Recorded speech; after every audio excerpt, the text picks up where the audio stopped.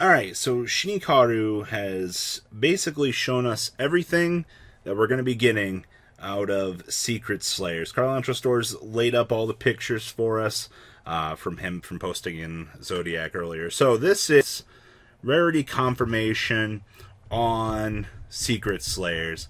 And I just want to say that this set looks gorgeous. Alright, Teardrop, one of the best looking secret rares I have seen in a very long time. Eldritch the Golden Lord, looking not so golden, actually. Ironically, he looks very good, but I'm not a big fan of his art. And the Emancipators look pretty alright, actually. Not a huge showing for these, but I am very much liking how, man, Teardrop looks beautiful. Alright, so, as you can see here, we got 3 of the traps going here. We got 1 and 1.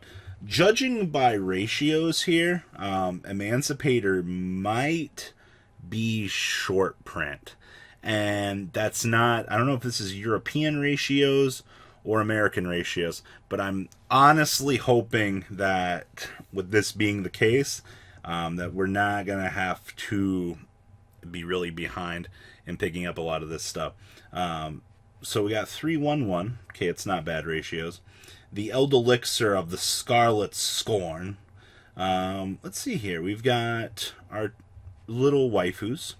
More Emancipators here. Moving on along here. So we got 1 copy of the one that gives you the interruption. This is the one that special summons this card as a normal monster. Zombie Light, level 5, or with 500 attack, 1800 defense. Then, if you control Eldritch, you can destroy 1 face-up card on the field.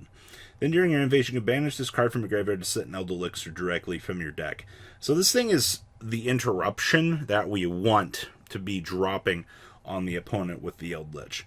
This is probably one of the best cards that we've got. 1, deploying it as a literal 1800 wall, and literally just looking at your opponent going, hi. Now, the Snowdrops have been officially called Raika. If a Raika monster you control is tributed, except during damage step, you can make your opponent tribute 1 monster they control of their choice. You can only use the effect of Raika Flurries? Yes. Once per turn. And then once per turn during your opponent's end phase, if you control a face-up non-plant monster, destroy this card. So, I mean, I'm actually kind of liking the Raika name. So there's that. Now, we got Raika Sheet, and then we got Emancipator's Relief, this being another secret rare. This is the one that destroys targets. And then this beautiful thing.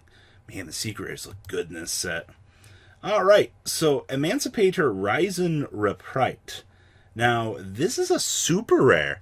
This actually kind of took me aback here. I'm actually surprised that they made her a little bit easier to get, considering, you know, super rare status isn't that bad for all things. Then, Raika Tranquility. This would have looked awesome as a super rare, or as a secret rare, but weirdly enough, they actually made it a super, which I'm fine with. Cursed Eldland is also going to be a super rare.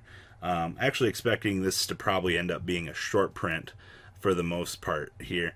And then we have the Fabled reprint for Upstart Goblin. Now I can already hear people going, oh no, they really did it. Expect these Upstarts to go up in value over time. This is going to be one of the more expensive cards a couple of months down the line here.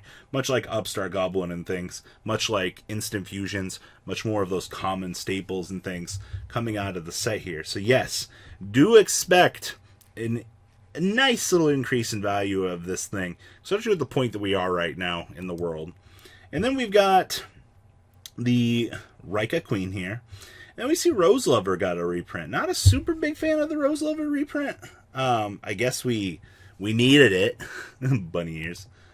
And then Titanial got a reprint in this set as well. She actually looks kind of good as a super rare, surprisingly. And then this one was a big one. Solemn Judgment got a reprint here. Now, I think that this is the only other super printings that we've had were Retro Pack and things like that throughout the course of time. So having more Solemn Judgments being available, especially now that I want to mess around with more stun concepts, having more Solemn J's available for deck building purposes, very nice. I honestly wish Crackdown would have got a reprint in here, honestly. Like, it would have been nice. And then Lonefire Blossom got another super rare printing. Now, this shouldn't have shocked anybody, literally considering the fact that the whole archetype is right around the corner here, and we basically, Raikas are all plants, so you've got that Lonefire synergy kind of built into your archetype so far. I just want to point out that it shouldn't surprise anybody that we've reprinted this yet again. So, looks nice as a super. Alright, so that's that chunk. Now, we move on up here to the general bulk of things. Okay, so our other Sunflower Princesses up here got reprints. They don't look too glorious in their reprint ways, but you know what? More power, more availability.